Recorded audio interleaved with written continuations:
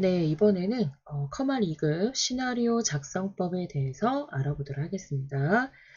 시나리오를 작성하실 때는요, 가장 먼저 셀의 이름 정의를 먼저 해주셔야 됩니다.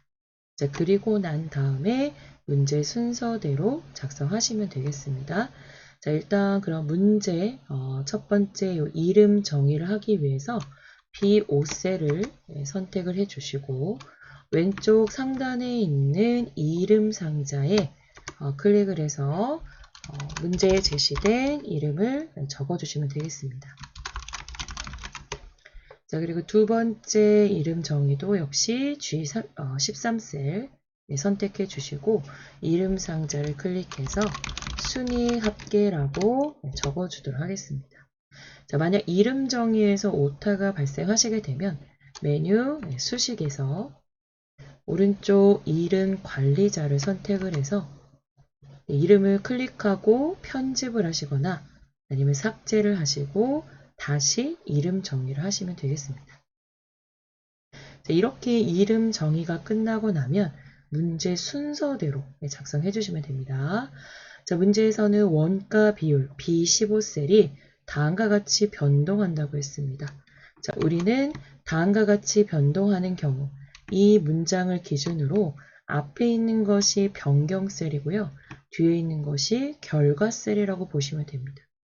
자, 우리는 변경셀을 선택을 하고 시나리오 관리자로 메뉴 통해서 작성을 시작하도록 하겠습니다. 자, 맨 첫 번째 나오는 B15셀을 마우스로 선택을 해주시고 메뉴 데이터로 들어갑니다. 자, 데이터 오른쪽에 보시면 가상 분석이라는 버튼이 있고요. 가상 분석을 누르시면 첫 번째 시나리오 관리자가 있습니다. 자, 시나리오 관리자를 선택해 주시고 오른쪽에 추가 버튼을 눌러줍니다.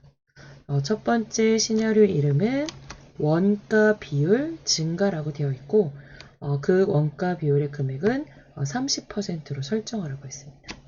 자, 시나리오 이름에 오타가 발생하지 않도록 정확하게 작성해 주시고요. 문제에서 띄어쓰기가 있는지 없는지 반드시 확인해서 정확하게 작성해 주셔야 됩니다. 자, 우리는 첫 번째 변경셀을 미리 선택을 하고 들어왔기 때문에 변경셀은 자동으로 지정이 됐습니다. 자, 이름만 작성해 주시고 확인 버튼을 누릅니다. 이때 원가 비율 문제에 제시된 대로 30%라고 입력을 해주시면 되고요. 이 원가 비율이라고 나와 있는 이 부분은 아까 여러분들이 B15셀을 선택을 해서 이름 정의를 했었거든요. 그 이름 정의된 부분이 표시가 되었기 때문에 이 부분도 같이 확인을 해주시면 좋습니다.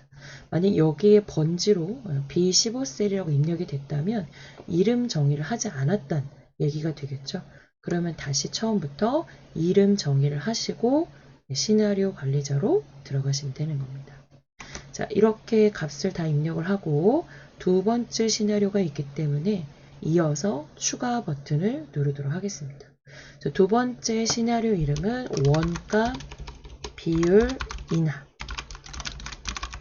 시나리오 이름만 기재해 주시고 확인 버튼을 누릅니다. 두 번째 원가 비율은 20% 동일하게 입력해 주시고요. 끝으로 확인 버튼을 눌러주시면 됩니다. 만약 시나리오 3번이 있었다면 한 번 더 추가를 해주시고 지금처럼 두 번째 시나리오가 끝이라면 확인 버튼을 눌러주시면 됩니다. 자, 그리고 끝에 있는 요약 단추를 눌러서 작업 마무리 해주시면 되고요.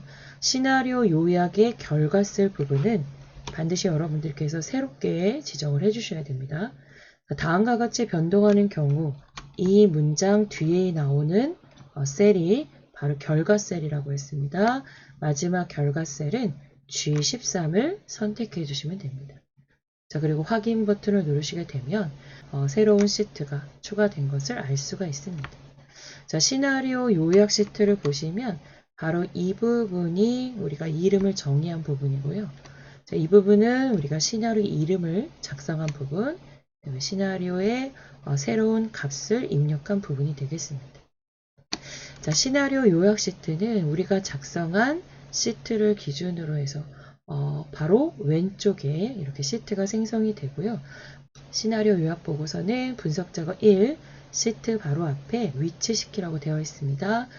시나리오 작성이 끝나고 나면 반드시 시나리오 요약 시트의 위치를 반드시 확인해 주셔야 돼요. 자, 지금 저희는 이름 정의를 2개밖에 하지 않았는데 시험에는 2개 이상도 출제가 될 수 있습니다. 자, 그래서 변경 셀도 하나가 아니라 여러 개일 수 있고요. 뒤에 있는 이 결과 셀도 하나가 아니라 여러 개일 수 있습니다. 자, 우리가 떨어져 있는 셀을 선택할 때 컨트롤 키를 사용한다고 했죠. 자, 변경 셀도 떨어져 있는 셀로 이렇게 출제가 되면 컨트롤 키 이용해서 모두 선택해 주시고 결과 셀도 같은 방법으로 작성해 주시면 됩니다. 자, 다시 한번 순서를 정리해 볼게요. 자, 시나리오는 이름 정의를 가장 먼저 해 주셔야 되고요. 그 다음 2번째로 문제 첫 줄에 나오는 다음과 같이 변동하는 경우 바로 이 문장을 기준으로 앞에 나오는 셀이 변경 셀입니다. 그래서 이름 정의가 끝나면 변경 셀을 선택하시고 데이터, 가상 분석, 시나리오 관리자로 들어가는 겁니다. 추가해서 이름과 금액 각각 작성해 주시고 시나리오 2개를 모두 추가하셨다면 요약 단추를 눌러서 끝에 결과 셀을 선택해 주시면 됩니다. 자, 그래서 전체적으로 보시면 결국엔 우리가 이름 정의한 이 셀들만 사용이 됐다는 것을 알 수 있습니다. 우리가 이름 정의를 2개 했기 때문에 하나는 변경 셀로 사용이 됐고 나머지 하나는 결과 셀로 사용이 됐습니다. 만약 이름 정의가 2개가 아니라 그 이상 나오게 된다면 변경 셀이 어디고 결과 셀이 어딘지 반드시 확인을 해 주셔야 되겠죠. 그리고 마지막으로 시나리오 요약 시트 새로 생성되기 때문에 이 시트의 위치 중요합니다. 그래서 마지막 지문을 반드시 보고 시트의 위치, 시트의 순서가 어떻게 돼야 되는지 반드시 확인 작업을 해 주셔야 되겠습니다.